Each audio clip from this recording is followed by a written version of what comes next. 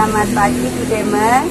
Selamat pagi Bu Dian. Alhamdulillah, terima kasih sudah memberikan waktu buat saya untuk sekedar sharing bagaimana jenengan melaksanakan pengambilan keputusan yang bijaksana untuk kasus-kasus yang ada di lembaga jenengan. Iya Bu Dian. Untuk yang pertama, saya ingin mengetahui selama ini bagaimana Anda dapat mengidentifikasi kasus-kasus yang merupakan dilema etika atau keputusan moral yang mungkin pernah jenengan alami. Iya. Terima kasih Bu Dian. Untuk saya ini sebagai Kepala Sekolah SDN 2 Anggrami Kidul Kecamatan Nganjuk, dalam mengidentifikasi kasus-kasus dilema sosial itu tentu saya akan bekerja sama dengan teman-teman di sekolah kami. Nah, misalnya ini ada si anak A, misalnya ini kelas 5 ya. Dalam kasus dilema etika ini tentu bukan hanya kelas 5, gurunya saja kelas 5 yang apa istilahnya saya ajak untuk ngobrol tentang anak tersebut, tapi juga para guru yang sebelumnya pernah memegang anak tersebut. Begitu Bu Dian. Jadi untuk mengidentifikasi berarti Bu Demes juga mencari tahu latar belakang data dari latar belakang si anak. Iya. Tentu juga dengan melakukan pengamatan.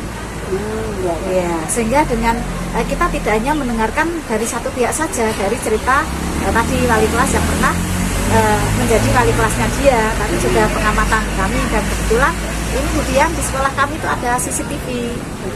Ya, seperti itu. Jadi pengamatan saya itu tidak harus misalnya setiap hari, enggak, dengan melihat CCTV itu aja. Insya Allah iya, ya bisa.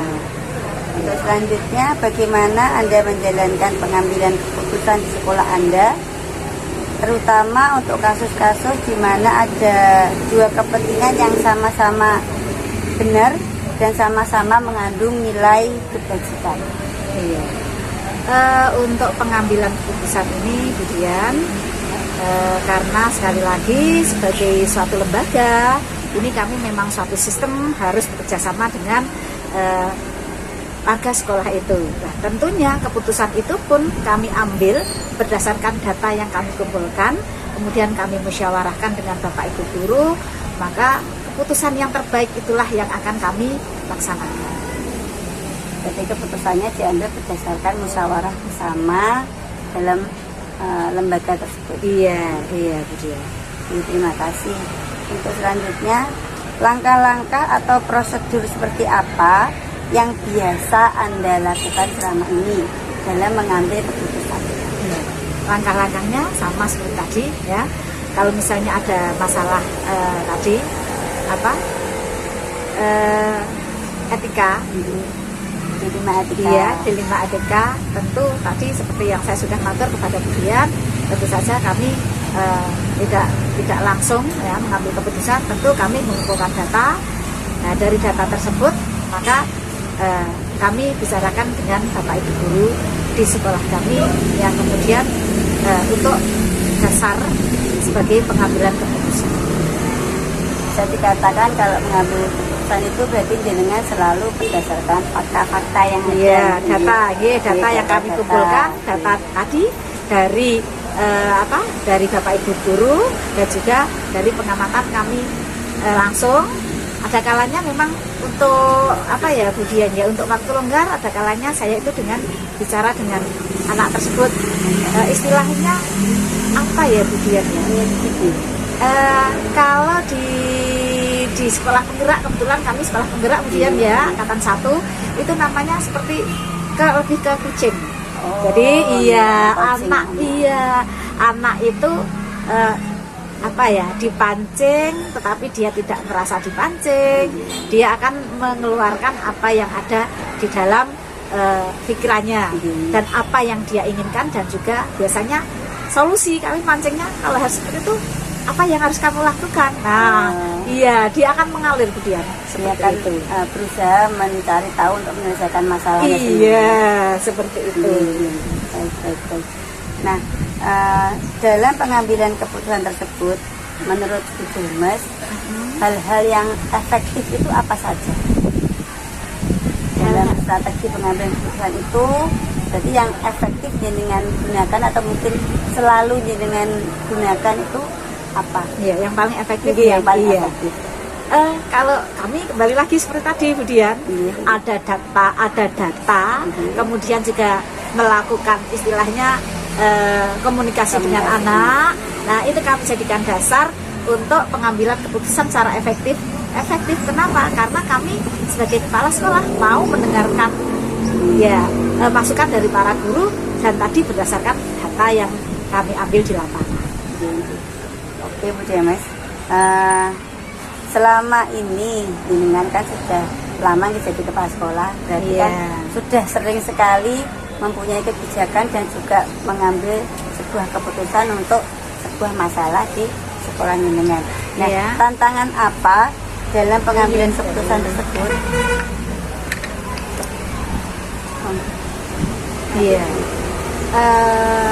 Apa ya Bu Dian ya, untuk pengambilan keputusan ya, di tantangan itu terkadang ada kalanya bahwa keputusan yang kami ambil itu merupakan suatu kebijakan, sehingga ada kalanya berbenturan dengan aturan yang berlaku.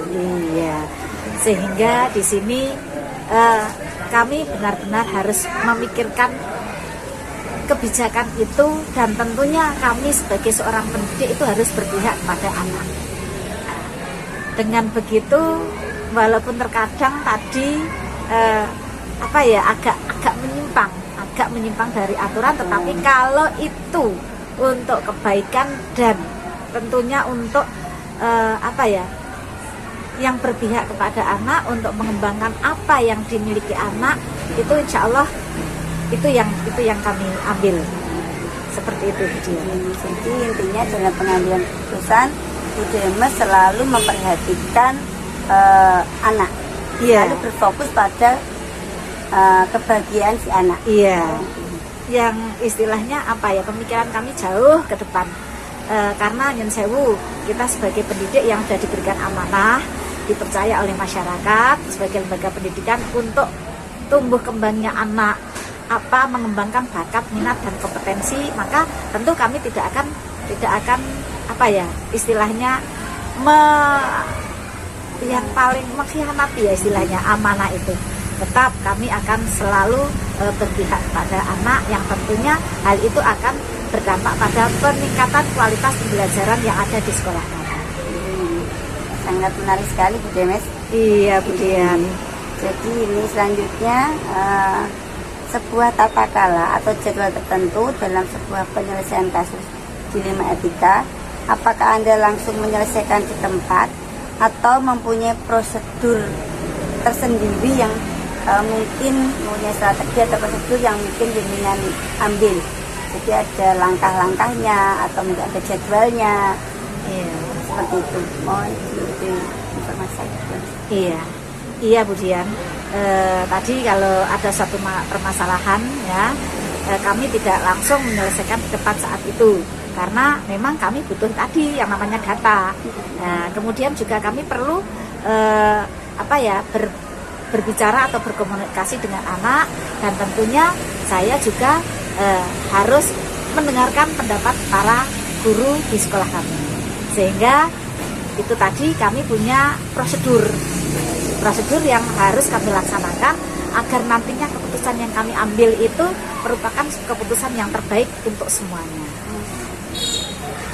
Kalau saya simpulkan, berarti untuk pengambilan keputusan tadi Bu Demes mempunyai langkah-langkah atau prosedur tersendiri, sehingga tidak langsung ada masalah langsung ada keputusan. Betul sekali. Ini yang terakhir Bu Demes ya. Dari semua hal yang telah disampaikan tadi, pembelajaran apa yang dapat Anda petik dari pengalaman Anda selama ini dalam mengambil sebuah keputusan dilema etika? Iya Bu Dian. dari pengalaman yang sudah saya alami, karena saya ini sebagai kepala sekolah itu sekarang ini sudah 4 tahun, Juni, Juli, Agustus, September, Oktober, 4 tahun 4 bulan pas, iya, sehingga tentunya di sekolah itu banyak sekali permasalahan, salah satunya tadi dilema etika. Nah, untuk pengambilan keputusan sama seperti yang sudah saya aturkan kepada Budian, bahwa di pembelajaran pengambilan keputusan ini keputusan itu akan lebih baik apabila kami memutuskan itu berdasarkan data, dan juga permasalahan itu kita bicarakan dengan semua guru, sehingga saya yakin keputusan yang kami ambil karena ada data, ada masukan dari berbagai pihak, terutama ini dari GTK, guru dan tenaga kependidikan di sekolah kami, insya Allah keputusan itu akan menjadikan keputusan yang terbaik. Akan kemudian. Terima kasih. Jadi dari hasil perbincangan pagi ini, saya ingin membuat sebuah kesimpulan dari yang jenengan sampaikan. Dalam pengambilan keputusan, jenengan yang pertama pasti akan mengumpulkan data. Yang kedua, jenengan mengkomunikasikan dengan si anak yang bermasalah. Yang ketiga, jenengan musyawarahkan dengan rekan-rekan atau warga yang ada di sekolah. Betul. Selanjutnya, jenengan dalam setiap mengambil keputusan juga selalu berpihak kepada anak demi keselamatan dan kebahagiaan anak. Iya, betul. Alhamdulillah, terima kasih Bu Demes untuk perbincangan hari ini, sangat menginspirasi. Semoga nanti ke depannya saya bisa juga membuat sebuah keputusan seperti Bu Demes. Amin. Terima kasih. Ya, sama-sama. Selamat pagi Bu Titi. Selamat pagi Budia. Alhamdulillah, terima kasih sudah diberikan waktu untuk mengganggu sebentar Ibu. Saya ingin menambah referensi tentang pengambilan keputusan. Yang pertama nanti saya bantu apa, kita sharing, kita juga berbagi pengalaman. Itu gitu. Oke, siap. Yang pertama ingin saya tanyakan, bagaimana Bu Titi mengidentifikasi kasus-kasus yang merupakan dilema etika atau bujukan moral? Mengidentifikasi kasus. Memang kita itu kalau di puncak pimpinan itu seringkali dihadapkan pada permasalahan. Kalau saya simpel saja, masalah itu terkategori bujukan moral mudah. Jika itu kita dihadapkan pada dua hal, kebenaran dan keadaan yang salah, itu jelas bujukan moral. Karena ada kata bujuk itu kan sesuatu yang nggak benar. Saya pegang itu aja. Sedangkan dilema etika sendiri itu ketika kita dihadapkan pada situasi yang orang dilema itu kan orang bingung. Nah, ketika bingung itu berarti ada nilai-nilai yang sejajar. Jadi dilema etika itu ketika kita berada pada hal-hal yang sama-sama baik, sejajar. Itu saja. Ini pembicaraan. Selanjutnya, bagaimana Bu Titi menjalankan pengambilan keputusan yang selama ini dilakukan, terutama untuk kasus-kasus yang mana ada dua kepentingan yang sama-sama benar atau mungkin sama-sama mengandung nilai kebajikan? Berarti mengambil keputusan di tengah kondisi dilema etika. Nah, itu kan harus bisa sampaikan kita. Itu sulit Budian. Kalau kita berada di bujukan moral mudah, ya kan? Oh, kita sama-sama tahu itu benar dan salah. Ya cuman karena faktor-faktor kasihan, tidak enak, sungkan, ego, itu aja faktor-faktor yang sebetulnya tidak menjadi indikator kita dalam pengambilan keputusan. Ya, kita sulit. Yang sulit ya memang benar ketika berada pada hal-hal yang gimana ya, saya ke utara benar, saya ke selatan juga benar. Nah, pada saat seperti itu sejenak saya menggunakan ilmu gini, penyadaran diri sepenuhnya dulu. Saya tidak akan kemana-mana dulu. Kompetensi sosial emosional itu saya pakai. Saya benar-benar harus tersadar sepenuhnya saya sedang berada di mana, apa yang terjadi dulu. Nah itu dulu, tidak kemana-mana. Karena apa? Itu modelnya. Ketika kita sendiri belum paham itu bukannya sekedar oh ada masalah ini, bukan.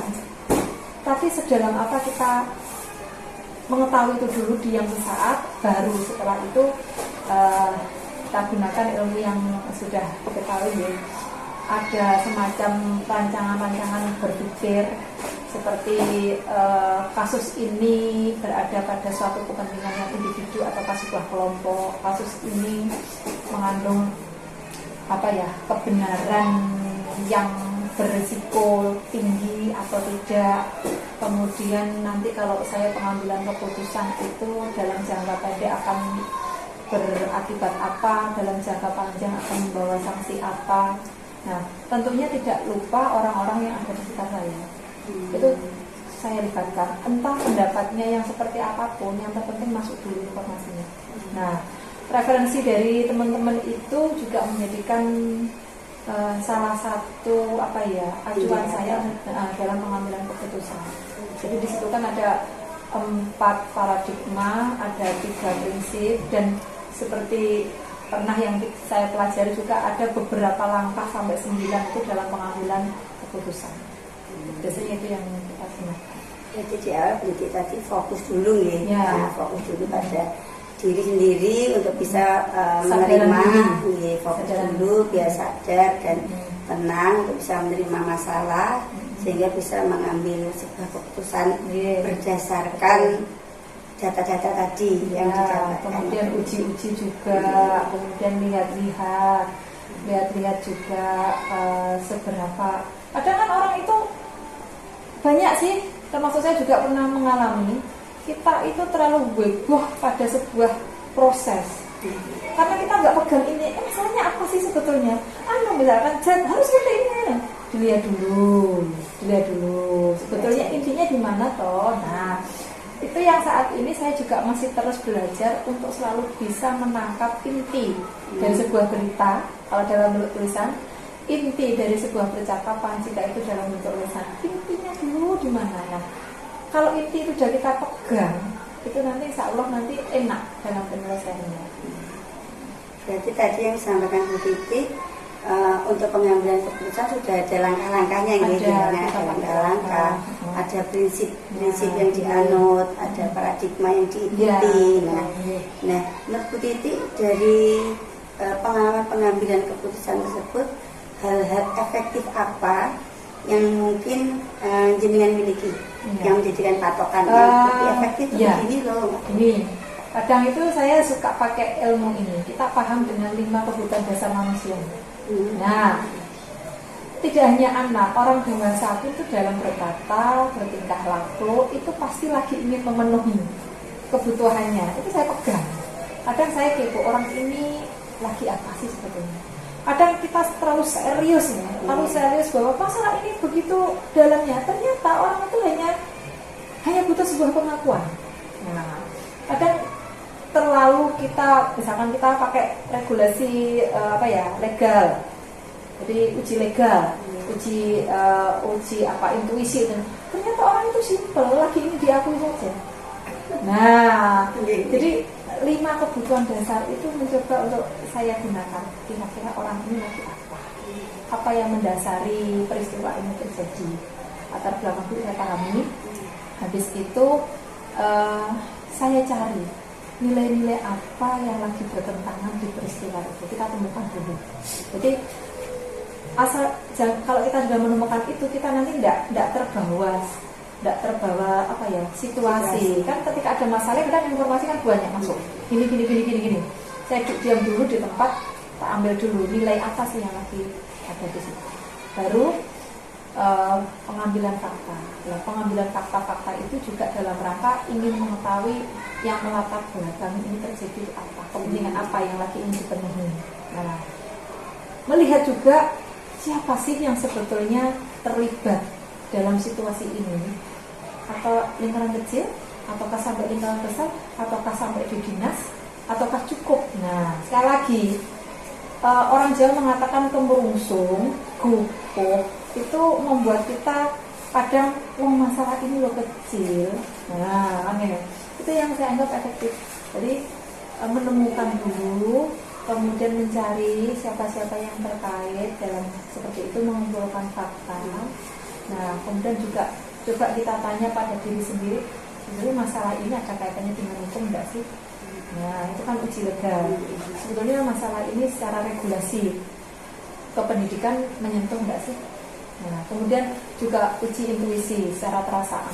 Nah, kalau sudah perasaan itu nanti kaitannya dengan paradigma itu apa? Paradigma ya. Berada di suatu kebenaran ataukah sebuah kesetiaan.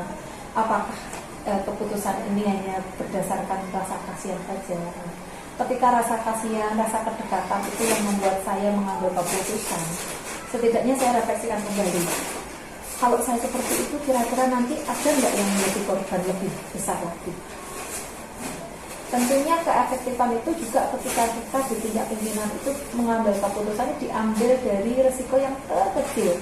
Karena tidak ada suatu hal yang tidak mengandung resiko, pasti mengandung resiko. Nah, dari itulah kita ambil yang terkecil. Itu Bu ya. Terima kasih. Jadi tadi yang disampaikan di dalam pengambilan keputusan Detik menggunakan beberapa langkah dulu, yang selanjutnya juga mencari tahu lima dasar atau kebutuhan si anak atau si guru yang bermasalah ini apa, sehingga itu bisa akan mudah untuk mencarikan solusi dan untuk mengambil sebuah keputusan. Ya, itu bagi saya seperti kita mau naik kereta api, jurusannya kemana dulu? Ya, ini lagi ingin bertahan hidup, ataukah dia itu lagi ingin berkuasa, ataukah dia itu lagi ingin butuh kasih sayang, ataukah butuh kebebasan, bosan dengan kondisi seperti ini. Nah, itu boleh. Jadi nanti fakta yang ada baru kita masuk ke jalur itu. Sama-sama belajar. Dari beberapa langkah tersebut dan beberapa kali sudah mengambil keputusan, ada nggak tantangan yang bertitik? Tantangannya kalau mengambil keputusan seperti ini loh. Banyak Bu Dia. Banyak sekali. Apalagi kita seorang perempuan ya. Kadang itu dominan perasaan itu pasti ada. Kemudian kadang karakter pribadi kita ya, cenderung orang yang nggak enakan, sungkan atau kasihan, itu sangat menjadi tantangan di diri kita sendiri. Walaupun kadang saya tahu betul bahwa yang benar itu seperti ini, kadang untuk bisa memutuskan ke arah ini itu sulit. Tantangan bagi saya adalah bagaimana saya bisa memanage rasa kasihan saya, kemudian seberapa persen sebuah kesetiaan atau kedekatan kita dengan guru, dengan murid, dengan apa, itu yang kadang sesaat saya coba entah gimana ya. Di saat seperti itu suara-suara, saran-saran dari teman-teman segala kemungkinan itu masuk. Nah, kalau sudah diam sesaat, saya coba berpikir, istilahnya kan investigasi opsi terlemah. Jadi mengambil sebuah keputusan di luar kebiasaan. Di luar kebiasaan. Kalau begini tidak bisa, kalau nggak bisa kembali. Itu permasalahannya apa kan? Permasalahannya kan anak harus ada aktivitas belajar.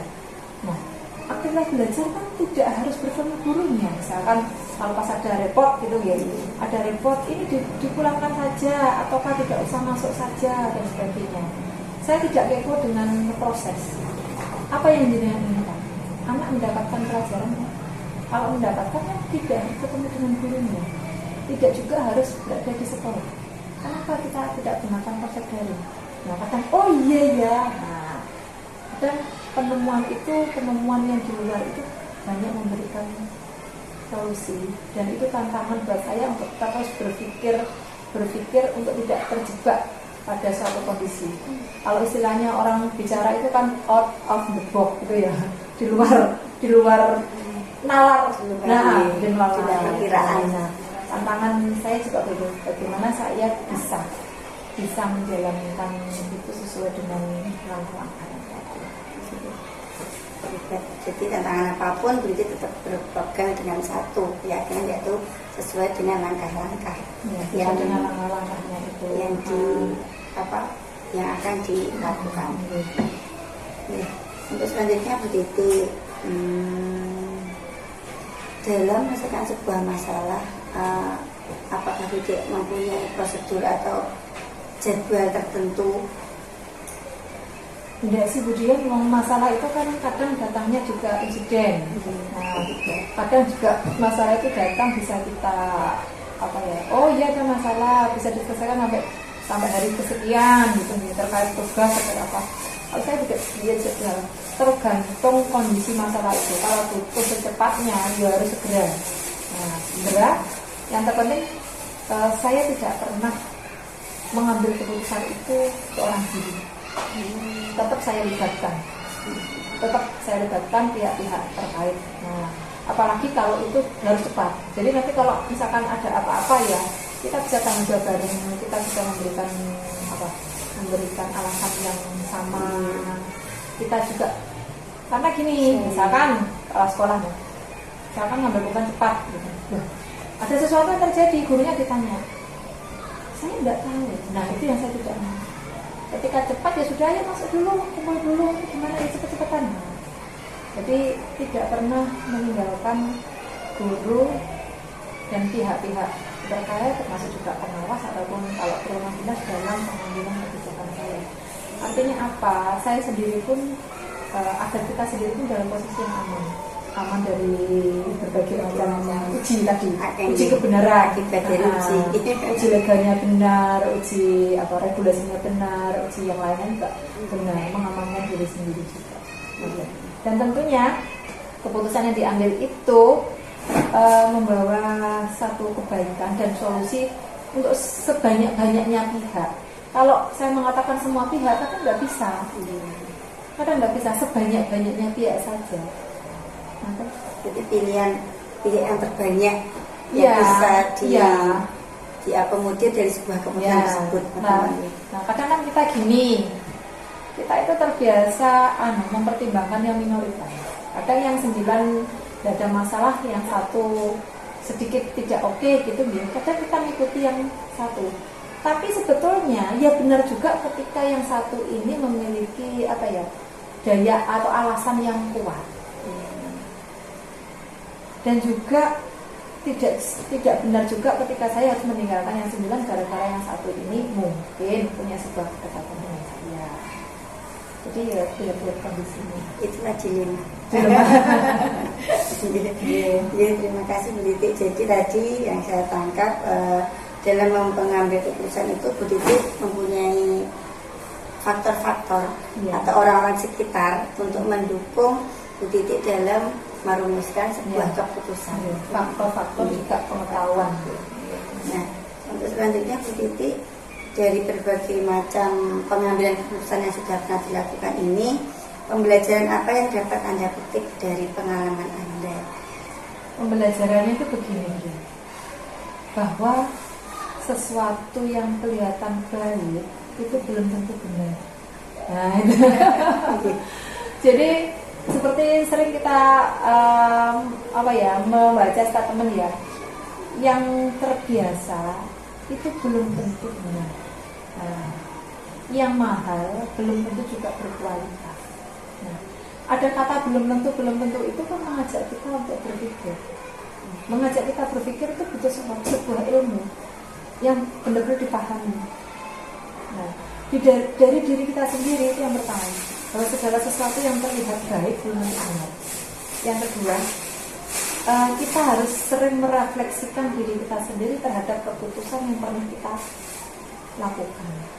Ibaratnya seperti kita melempar bola gitu. Saya melempar dengan kekuatan sekian, kecepatan sekian, sampai tidak disasaran.